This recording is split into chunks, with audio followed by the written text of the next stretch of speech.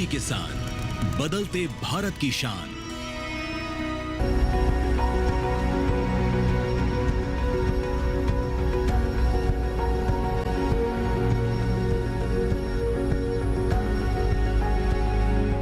कृषि मेलों का आयोजन सिर्फ मनोरंजन के लिए नहीं होता, बल्कि ये जानकारी का खजाना भी खुद में समेटे हुए होते हैं। हमारे किसानों को उनकी ज़रूरत की चीज़ें भी यहाँ उपलब्ध होती हैं। यूँ तो हमारे देश में हर साल कई मेलों का आयोजन होता है। कई मेले छोटे होते हैं, कुछ बड़े भी होते हैं। इसके साथ ही साथ किसानों को इन मेलों में तकनीक के बारे में भी जानकारी मिल पाती है। जी हाँ, इन मेलों में किसान और वैज्ञानिक एक मंच पर होते हैं। हाल ही में ही एक ऐसे मेले का आयोजन हुआ हरियाणा के फारुखनगर में। आइए जानते हैं कि इस मेले में क्या विशेष रहा। जी हाँ, यूँ तो मेले की थीम थी मिलेट्स यानी मोटा अनाज, लेकिन इसके अलावा भी किसानों को और विकास की राह पर आगे बढ़ाया जा सके, तमाम बिंदुओं पर ध्यान दिया गया। नमस्कार, स्वागत है आपका कृषि विशेष में। आपके साथ मैं हूं अंजू सिंह। तो आज के कृषि विशेष में हम बात करेंगे इसी मेले के बारे में, जानेंगे कैसे किसानों की सहभागिता यहां पर बढ़ चढ़कर दिखाई दी। तो चलिए शुरुआत करते हैं आज के कृषि विशेष की।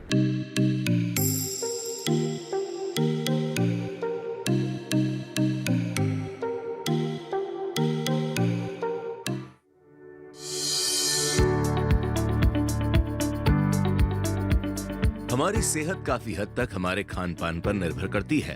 अगर आहार अच्छा है तो सेहत भी अच्छी रहेगी, और अगर आहार में गड़बड़ी है तो सेहत में भी गड़बड़ होना लाजमी है। आधुनिक खान पान, गरिष्ठ भोजन और आरामदायक जिंदगी ने जितना नुकसान हमारी सेहत को पहुंचाया है, उतना किसी और को नहीं। आज हर शरीर में दिक्कत है और हर घर में बीमारी। इसी बात को देखते हुए अच्छे खान पान को प्रोत्साहित किया जा रहा है। अगर हम सिर्फ अनाज भी बदल लें तो बहुत सी बीमारियों से बच सकेंगे। फिलहाल हमारे देश में गेहूं और चावल का रिवाज ज्यादा है। अगर भोजन में कुछ मात्रा मोटे अनाज यानी श्री अन्न की भी शामिल कर लें तो सेहत में कई तरह के सुधार देख सकेंगे। हरियाणा के फर्रुखनगर किसान मेले का मुख्य उद्देश्य भी यही था। अभी डॉक्टर भागिंदर जी ने बताया कि इसमें प्रोटीन है, कैल्शियम है, मैग्नीशियम है, आयरन है, विटामिन हैं। विटामिन भी बहुत तरह के होते हैं, ए, बी, सी, डी, ई, ये सब इसके अंदर है। दूसरा इन्होंने बनाया ये ग्लूटेन फ्री है। ग्लूटेन फ्री होने की वजह से क्या है, ये पाचन के लिए बहुत अच्छा है। ये एंटीऑक्सीडेंट से है। इसके अंदर क्या है, एंटीऑक्सीडेंट, आपको हार्ट की किसी भी तरह की परेशानी नहीं होगी। आपका ये वेट नहीं बढ़ने देगा। आपका जो वेट है वो स्थिर रहेगा यदि आप इसका इस्तेमाल करते हो। आपको शुगर नहीं होगी यदि आप जो है मिलेट्स की तरफ जाते हो। और इतने न्यूट्रिएंट्स, आपको छोटी सी भी कोई बीमारी हो जाए, आप डॉक्टर के पास जाते हो ना, तो दवाई तो उसमें कारगर एक ही होती है। बाकी वो सब आपको जो है क्या पिलाता है, वो आयरन की दे देगा, कोई साथ में कैल्शियम की दे देगा, कोई मैग्नीशियम की दे देगा। तो हम ये नहीं कह रहे आज के उससे कि भाई आप पूरे के पूरे ही जो है मोटे अनाजों पर आ जाओ अपने स्वास्थ्य को लेकर। हम ये कह रहे हैं कि आप उसको अपनी थाली में ऐड करना शुरू करो। पूरी दुनिया कुपोषण की चपेट में है। हमारा देश भी इस समस्या से जूझ रहा है। सेहत में सुधार के लिए पोषण युक्त भोजन करना होगा। इसके लिए बहुत ज्यादा खर्च या तामझाम करने की जरूरत नहीं है। मोटा अनाज हमारी पोषण की जरूरतों को काफी हद तक पूरा कर देगा। मोटा अनाज पोषण और फाइबर से भरपूर होता है। पुराने जमाने में खास तौर से हरित क्रांति तक देश में इन अनाजों का सेवन बड़ी मात्रा में होता था, लेकिन फिर ये धीरे धीरे हमारी थाली से गायब हो गया।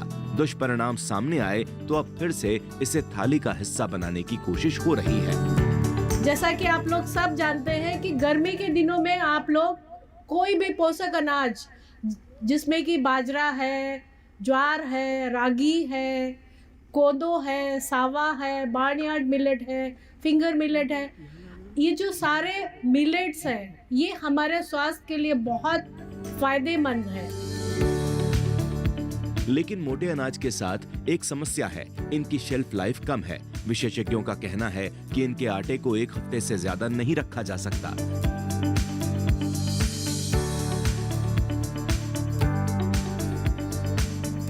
ये नए मोटे अनाज तो उत्पादक जो 12 हमारे राज्य हैं, उनमें जो है प्रति व्यक्ति प्रति महीना जो है प्रयोग करना 2 किलो से 3 किलो से बढ़कर आज जो है वो 14 से 15 किलो हो गई है। हमारे ये अब जो है ये अब हमारे जो यहाँ पे जो है ना युद्ध चला हुआ है यहाँ पे यूक्रेन का और रूस का, इसकी वजह से कि जो है ना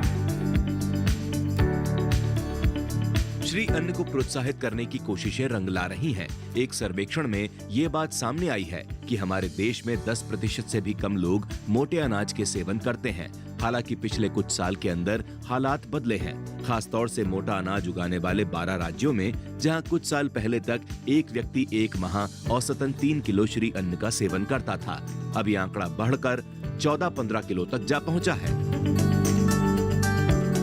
जैसा कि हमने आपको कार्यक्रम में बताया कि फारूक नगर में आयोजित किए गए इस मेले की मुख्य थीम थी मोटा अनाज, मिलेट्स, यानी मिलेट्स को प्रोत्साहन देने के लिए इस मेले का आयोजन किया गया था। लेकिन इसके अलावा भी कई और बातें थी जो कि खास दिखाई पड़ी, जैसे किसान कैसे उचित उर्वरकों और कीटनाशकों का इस्तेमाल कर सकते हैं, कैसे अपनी आय में वृद्धि कर सकते हैं, कृषि की कौन सी पद्धतियों को अपना सकते हैं। विशेष तौर पर यहाँ पर किसानों को बताया गया कि मिट्टी की क्षमता को बेहतर करने के लिए कम से कम रासायनिक उर्वरकों और कीटनाशकों का इस्तेमाल करें। तो आइए जानते हैं कि कैसे हमारे किसान इस मेले से जुड़े और किस तरह की जानकारियाँ उन्होंने हासिल की। जिस तरह इंसानों की सेहत खराब हो रही है, उसी तरह मिट्टी का स्वास्थ्य भी कमजोर हो गया है। इसमें बहुत बड़ा हाथ रासायनिक उर्वरकों और कीटनाशकों का है। ज्यादा पैदावार के चक्कर में ज्यादा उर्वरक डाले जा रहे हैं और ये रसायन हमारी मिट्टी के कुदरती उपजाऊ शक्ति को कमजोर कर रहे हैं। यही वजह है कि अब खेती में रसायनों के अंधाधुंध इस्तेमाल के विरुद्ध आवाजें तेज हो रही हैं। दूसरी महत्वपूर्ण बात यह है कि रासायनिक उर्वरक देश के खजाने पर बहुत बड़ी चोट लगाते हैं। हमारे डॉक्टर हितेंद्र जी ने बताया कि केवल डीएपी के पीछे मत भागो, केवल यूरिया के पीछे मत भागो। 2 लाख करोड़, पीछे भी बात हो रही थी, 2 लाख करोड़ रुपए की सब्सिडी भारत सरकार जो है विदेशों को सिर्फ आपके डीएपी के लिए दे रही है, क्योंकि जो फॉस्फोरस है वो हमारे देश में होता ही नहीं है। या तो वो हमें उसका रॉ मटेरियल लेना पड़ेगा तो हम बनाएंगे, और या फिर डीएपी उनसे लेना पड़ेगा। आपके पास और विकल्प भी आ गए हैं। आपको नैनो यूरिया इफ़को ने प्रोवाइड कर दिया और कंपनियां भी बनाने लग रही हैं। पहले 4% होती थी, ये अभी आपको सब बताई गई कि उसमें 4% होती थी, तो आपने कहा कि भाई ये काम नहीं करती, कारगर नहीं है। अब 20% उसमें नाइट्रोजन है। आप दोनों विकल्पों का इस्तेमाल करो, एनपीके का इस्तेमाल करो, एसएसपी का इस्तेमाल करो, साथ में डीएपी का करो। मैं ये नहीं कह रहा डीएपी छोड़ दो, लेकिन कम कर दो, जिससे कि आप ये मत सोचो कि अगले साल कोई डीएपी बहुत तेज़ी से आने वाला है। ऐसा नहीं होगा। डीएपी से हाथ खींचना ही पड़ेगा, क्योंकि हम इतनी, आप ये खुद ही लगाओ, 2 लाख करोड़ का मतलब 12 जीरो, तो आप एनपीके की तरफ जाओ, एसएसपी की तरफ जाओ, और जो विकल्प हैं उनका इस्तेमाल करो। हमारा देश यूरिया और डीएपी के उत्पादन में आत्मनिर्भर नहीं है। 20% यूरिया और 90% डीएपी बाहर से मंगाना पड़ रहा है। सरकार किसानों को 6 रुपए किलो से भी कम कीमत पर यूरिया उपलब्ध कराती है, जबकि अंतर्राष्ट्रीय बाजार में इसका मूल्य 30 रुपए से भी ज्यादा है। ऐसा ही कुछ हाल डीएपी का भी है। रासायनिक उर्वरकों का अंधाधुंध उपयोग न सिर्फ खेती की लागत बढ़ा रहा है, बल्कि पर्यावरण के लिए भी मुसीबत है। आप जो उत्पादन यूज कर रहे हैं, अभी गेहूं चल रहा है, गेहूं में कई भाई बताते हैं कि जी 2 कट्टा तो मतलब कोई नहीं डालता जी मेरे गांव में, वो भाई कितने डालो, कि जी कम से कम ये मान लो 3, 4, 5 तक भी पहुंच जाए बहुत सारे किसान। तो हमें ये समझने की ज़रूरत है कि क्या आप वास्तव में 1 एकड़ में 5 बैग यूरिया के डालने की आवश्यकता है। हमें ये भी समझने की ज़रूरत है कि क्या बुवाई के बाद में डीएपी दानेदार डालने की हमें खेत में ज़रूरत है।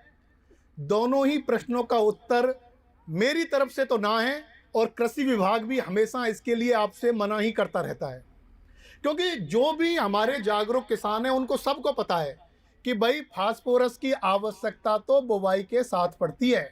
बाद में खड़ी फसल में आप जो वो बुरकाव कर रहे हो डीएपी का, उसका कोई फायदा नहीं है। यूरिया जो आप खाद डालते हो उसकी एफिशिएंसी 30 से 40% के आसपास बामुश्किल आ पाती है। मतलब आपने 50 किलो डाला तो 15 से 20 किलो ही उसकी यूरिया नाइट्रोजन यूज हो रही है, और बाद बाकी की कहाँ जा रही है। जो मैं प्राकृतिक खेती की बात कर रहा था, आप कैसे बता सकते हैं वो कहाँ जा रहा है भाई। या तो यूरिया की नाइट्रोजन क्या बन रही है, अमोनिया बन करके गैस में जा रही है, या फिर वो क्या बन रहा है, नाइट्रस ऑक्साइड बन के जा रहा है, या फिर आपके नीचे पानी में लीच हो रहा है। भाई जो चीज़ आपने यूज़ करी है वो कहीं ना कहीं तो गई, या तो आपके पौधे के अंदर गई, या फिर पौधे के बाहर जाएगी, तो या तो वातावरण में जाएगी, या फिर आपके ज़मीन के नीचे जाएगी। तो दोनों ही केस में हम अपने वातावरण को, चाहे वो वातावरण जमीन का है, चाहे वो वातावरण हमारे भूमि जल का है, हम दोनों को ही खराब कर रहे हैं। बहुत से किसानों को लगता है कि अगर यूरिया और डीएपी कम डालेंगे तो पैदावार भी कम होगी, जबकि ऐसा है नहीं। ज्यादा उर्वरक का फायदा कम और नुकसान ज्यादा है, खास तौर से मिट्टी को, जबकि हमारे पास अब बेहतर विकल्प आ गए हैं। आज हमारे पास में संतुलित उर्वरक को उपयोग करने के साधन बन रहे हैं, माहौल बनता है, फिर भी आप यूज नहीं करते, फिर भी आप डीएपी की तरफ चलते हो। अभी डीएपी का क्राइसिस आया, आपके पास में एक ये वो था मौका कि आप अपने, जो मैं एक चीज बोलते हैं हम भाई, जिस किसान पे 5 एकड़ जमीन है, क्या वो 1 एकड़ जमीन में अपना वो नहीं कर सकता एक साल में चेक करके कि भाई एनपीके का काम कैसा है? आप 1 किलो 1 बैग अपना एनपीके डालो एक डीएपी बैग की जगह, और उसके साथ साथ दूसरे उर्वरक उपयोग करो। आप वाटर सॉल्युबल फर्टिलाइजर का स्प्रे करो, आप नैनो यूरिया यूज करो, आप नैनो डीएपी यूज करो, आप सिंगल सुपर, मतलब कितने सारे उर्वरक ऐसे हैं जिनको आप डीएपी की जगह इस्तेमाल कर सकते हैं। फसल उगाने के लिए मिट्टी को सिर्फ नाइट्रोजन, फास्फोरस और पोटाश की ही जरूरत नहीं होती, बल्कि उसे calcium, magnesium, sulphur, boron, copper और आयरन जैसे दूसरे पोषक तत्व भी चाहिए। मिट्टी में कौन सा तत्व कितना कम है, इस बात का पता जांच से चलेगा। इसलिए बेहतर होगा कि मिट्टी की जांच कराएं और उसके अनुसार ही उर्वरक डालें। इसके अलावा संतुलित और जैव उर्वरकों का इस्तेमाल करें। जैविक खेती की ओर जाएं। आप माइक्रोराइजा खरीदने बाजार में जाते हो, 500 रुपये किलो का रेट है उसका। आपको मैं 2 किलो चावल उबालिए, पानी उतना ही डालना कि पकने तक वो पानी उसी में सूख जाए, उसके बाद छानना नहीं, उस पानी के साथ ही बना के 7 दिन के लिए एक मटकी में रख के उसके अंदर ठंडा होने के बाद गुड़ मिला दीजिए। 2 किलो चावल में आधा किलो गुड़ मिला के और अपनी मिट्टी की हांडी में डाल कर उस पर ढक्कन लगा के और मिट्टी से लेप देना है, क्योंकि उसके अंदर बाहर की हवा अंदर बाहर नहीं होनी चाहिए, नहीं तो कीड़े पड़ जाते हैं। अपनी जमीन में यूरिया और डीएपी की तरफ आकर्षित होने की बजाय इसके जो विकल्प हैं, चाहे वो एनपीके के रूप में है, चाहे वो नैनो यूरिया के रूप में है, नैनो डीएपी के रूप में है, वाटर सॉल्युबल फर्टिलाइजर जो घुलनशील उर्वरक आते हैं उनके रूप में है, आप उन्हें उपयोग में करें। विशेषज्ञों का कहना है कि मिट्टी को बनने में सैकड़ों साल लगते हैं, उसी तरह इसे खराब होने में भी कई सदियां लगेंगी। आज जो हालात हम देख रहे हैं, ये भयानक पिक्चर का सिर्फ ट्रेलर है। अगर हम आज नहीं संभले तो आने वाली सदियां हमें माफ नहीं करेंगी। इसी के साथ ही कृषि विशेष में यहाँ वक्त है एक छोटे से ब्रेक का। ब्रेक के बाद भी कृषि विशेष जारी रहेगा, कहीं मत जाएगा, देखते रहें कृषि विशेष।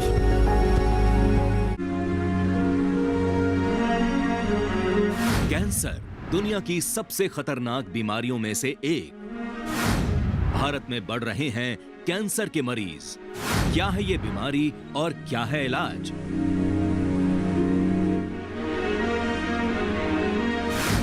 कैंसर, कारण, लक्षण और उपचार।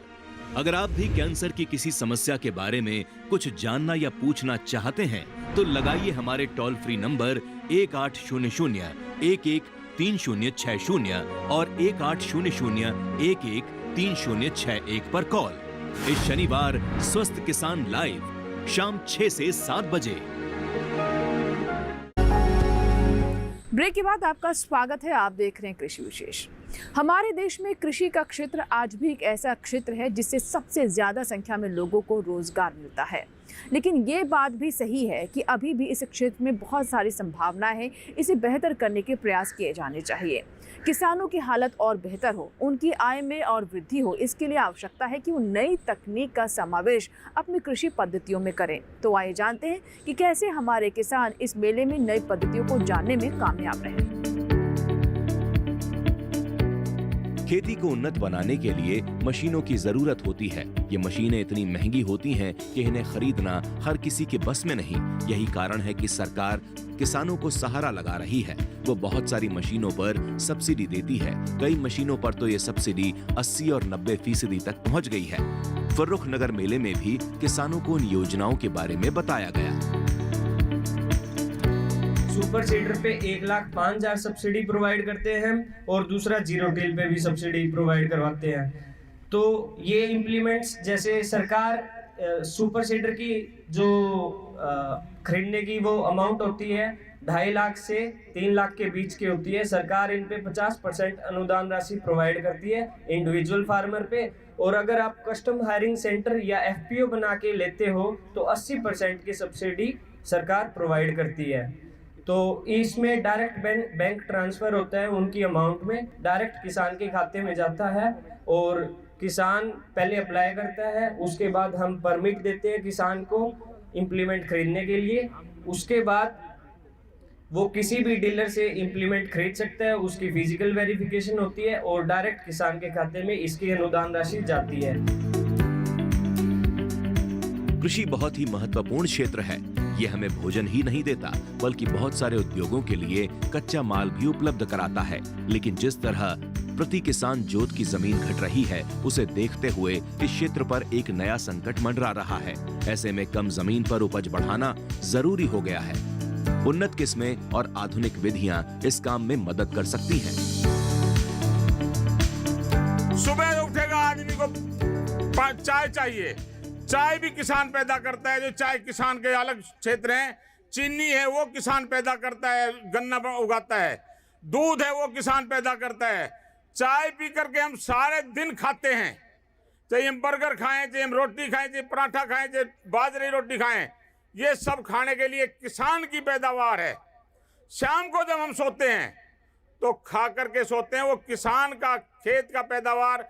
तो किसान से बड़ा अन्नदाता, किसान से बड़ा भाग्य विधाता कोई हो नहीं सकता। इसके लिए किसानों को देवता की उपाधि मिली है। अन्न का जो दाना आता है वो 1 साल में पैदा करके 6 महीने में पैदा करके हम लोग अन्न का दाना हमारी थाली में आता है। और यदि हम उसको जूठन में फेंक देते हैं तो हमारे से बत्ती पापी कोई नहीं हो सकता। भाई झूठ मत छोड़ो और ना छोड़ने दो। कम जोत से जाहिर है किसानों की आय पर भी फर्क पड़ रहा है। आय में कमी आई तो किसानों की संतानें खेती छोड़कर शहरों की ओर पलायन करने लगी। जबकि वास्तविकता ये है कि अगर खेती के साथ पशुपालन और दूसरे व्यवसाय भी कर लिए जाएं, तो गांव में रहकर भी अच्छी कमाई की जा सकती है। फर्रुखनगर मेले में वक्ताओं ने किसानों को यही बात समझाने की कोशिश की। तो आप सभी जानते हैं कि जोत धीरे धीरे घट रही है, जो है लैंड होल्डिंग बहुत कम आ गई है। बहुत कम लोगों के पास ही काफ़ी ज़्यादा ज़मीन बची है। तो इसके लिए यदि आप दूसरे व्यवसाय जैसे पशु आधारित व्यवसाय अपनाएं, जैसे आपका डेयरी है, कॉमर्शियल डेयरी जो है, डेयरी फार्मिंग है, भेड़ बकरी पालन है, पोल्ट्री है, सुकर पालन है, और दूसरे एग्रीकल्चर से संबंधित जैसे आपका मशरूम का है, हनी बी का है, इस टाइप की जो दूसरे संबंधित व्यवसाय अपनाते हैं तो आपकी जो है इनकम बढ़ सकती है। बढ़ती जनसंख्या के बीच रोजगार का संकट उभर रहा है। ऐसे में अब नौजवान नौकरी के बजाय खुद का बिजनेस करने में पहले की तुलना में ज्यादा दिलचस्पी ले रहे हैं।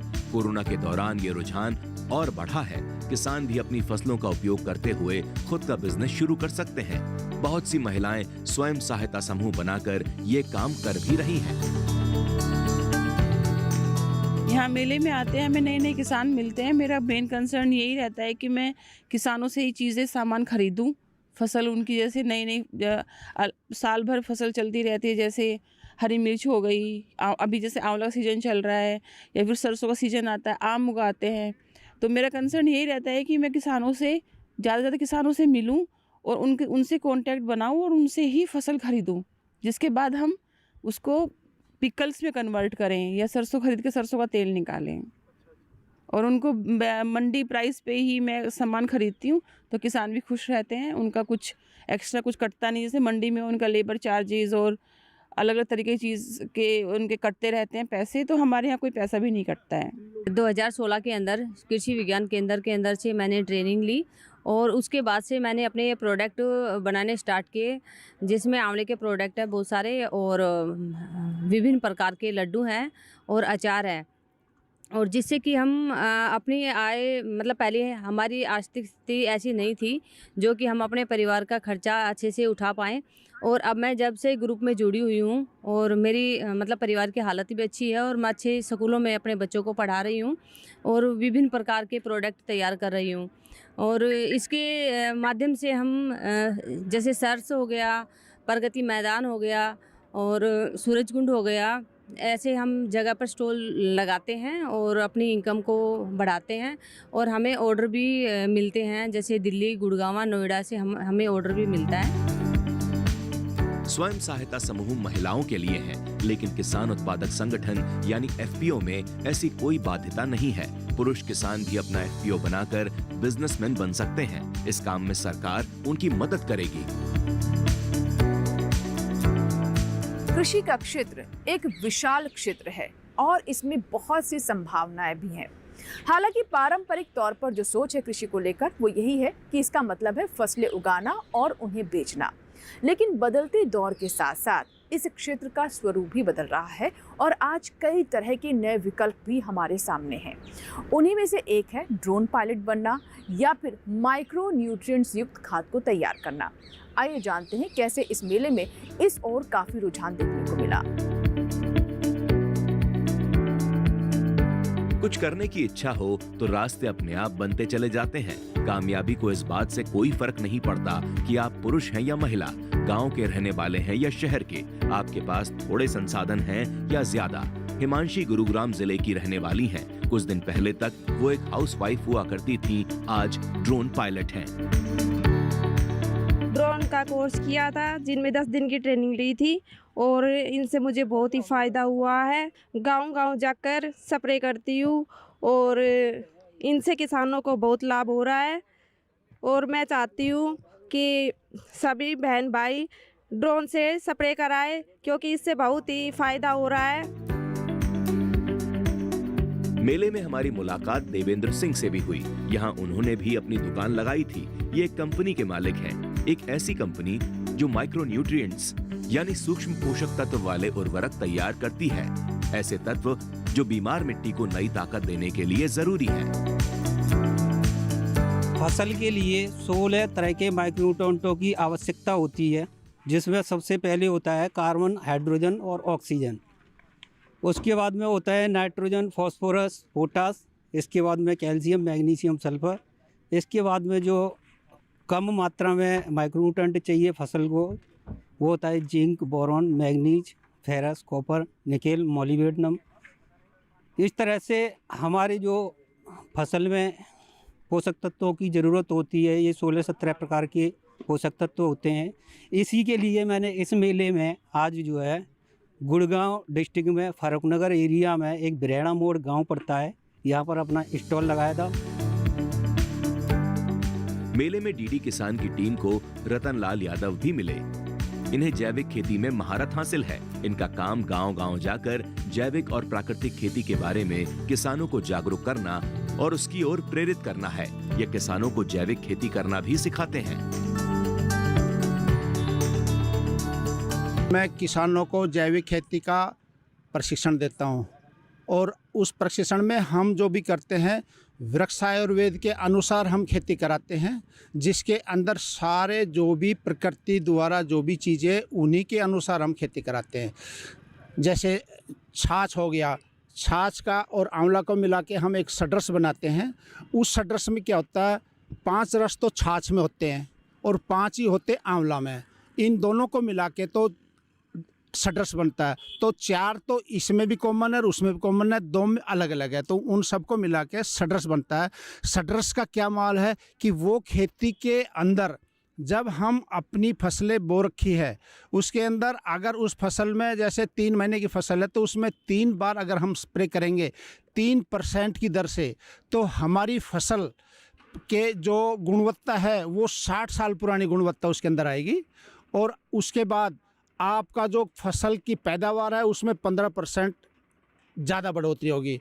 और कोई पैसे का खर्चा नहीं है, घर में अपने में गाय रखते हैं, उसी की छाछ होती है। अगर गाय का ना मिले तो आप भैंस का भी ले सकते हो।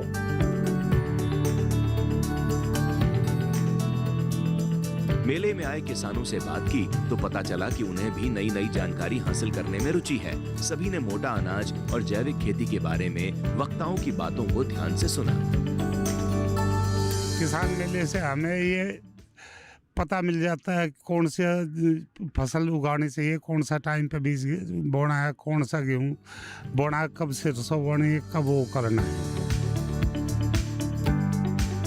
हमारी सरकार और वैज्ञानिक लगातार किसानों को जागरूक करने की कोशिश कर रहे हैं और इस कोशिश में वो काफी हद तक कामयाब भी हो रहे हैं। वैसे भी अब पढ़े लिखे किसानों की संख्या काफी ज्यादा हो गई है। ऐसे में किसानों को जागरूक करना ज्यादा आसान हो गया है। इस तरह की जागरूकता लाने के लिए मेलों की भूमिका महत्वपूर्ण हो जाती है।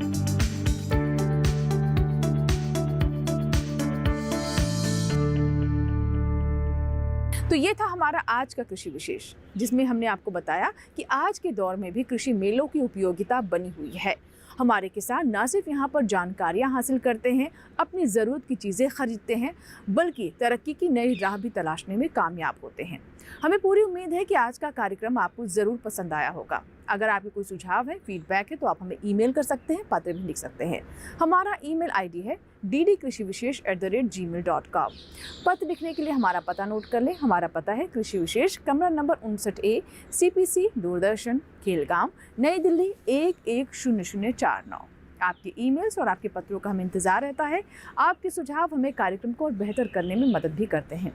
अगर आप चाहते हैं किसी और विषय पर भी हम कृषि विशेष लेकर आएँ, तो इसकी जानकारी भी आप हमें ज़रूर दें। आप हमें पत्र लिखें या फिर हमें ईमेल करें।